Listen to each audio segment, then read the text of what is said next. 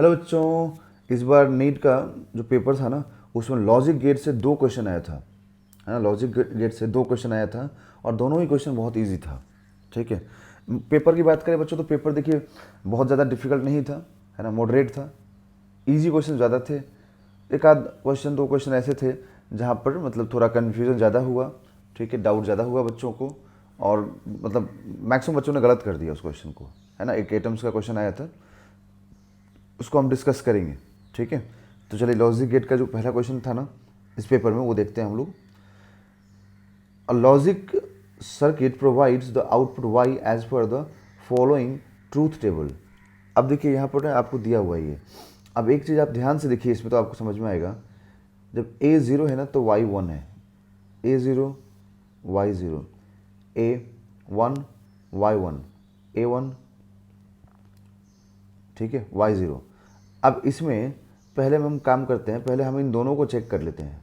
ठीक है, तो पहले इन दोनों को जब चेक करेंगे ना हम लोग तो देखिए a इंटू बी, सबसे पहले a इंटू बी चेक कीजिए, उसके बाद में प्लस a बार कीजिएगा। तो a इंटू बी में 0 इंटू 0 क्या आएगा, 0 आना चाहिए ना, बट 0 तो नहीं आ रहा, 1 दिया हुआ है तो गलत हो गया ना।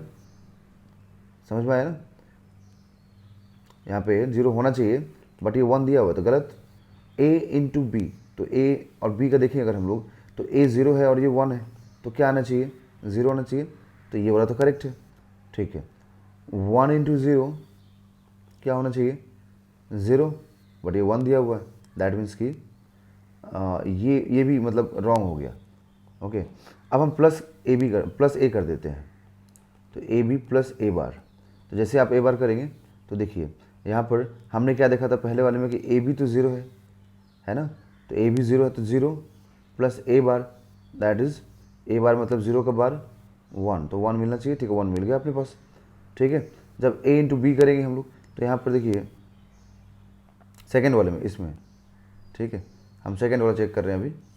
तो यहाँ पर ए और बी प्लस ए बार, तो देखिए यहाँ पर ये तो 0 आएगा, है ना, क्योंकि 0 इंटू 1 यहाँ निकाला है, 0 इंटू 1 0, बट यहाँ पर ए बार है तो ए बार कितना है, 0 है, तो उसका मतलब सॉरी ए 0 है तो बार लगाएंगे तो 1, तो क्या मिलना चाहिए 1, बट ये क्या दे रहा है यहाँ पर 0, जबकि पहला वाला जो है वो तो बेकार हो गया। ठीक है, अब यहाँ पर आते हैं हम लोग।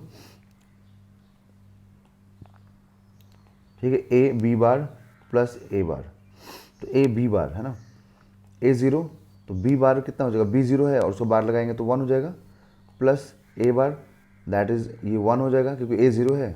देखिए फर्स्ट ऑप्शन में ए 0 है ना तो उसको बार लगाएंगे तो क्या होगा, 1 होगा, तो यहाँ पर अपने को मिलना चाहिए था 1, जो कि 1 मिला है तो करेक्ट है यहाँ पर, है ना, अभी तक तो करेक्ट आया। अब जब हम ए को 0 करेंगे एंड बी को 1 करेंगे तो बी को 1 करने का मतलब होता है कि आप उसका बार भी लगा रहे हैं तो यहाँ पर कितना आ जाएगा, 0 आ जाएगा, बट यहाँ पर प्लस में ए बार है तो ए कितना है, 0 है, तो उसका बार लगाएंगे तो 1 आ जाएगा, तो 1 मिलना चाहिए, जबकि ये क्या बोल रहा है बच्चों कि 0 है, तो ये भी इनकरेक्ट हो गया, मतलब ये वाला भी गया। ओके, अब बी बार है, देखिए वैसे तो मुझे तो आंसर एकदम एक ही बार में दिख रहा है यहाँ पर साफ साफ, है ना, स्टार्टिंग से ही, बट आपके लिए समझा रहा हूँ इस चीज़ को, आप देखेंगे ठीक से ना, तो देखिए बी का सब कुछ उल्टा दिया हुआ है, बी 0 है ना तो ये 1 है, जब बी 1 है तो ये 0 है, जब बी 0 है तो ये 1 है, जब बी 1 है तो ये 0 है, दैट मीन्स कि ये जो भी है ना उसके ऊपर बार लगा दीजिए तो आउटपुट आ जाएगा। तो मेरे पास एक ही ऑप्शन ऐसा बच रहा है जहाँ बार लगाने पे आउटपुट आएगा, तो है ऑप्शन नंबर 3।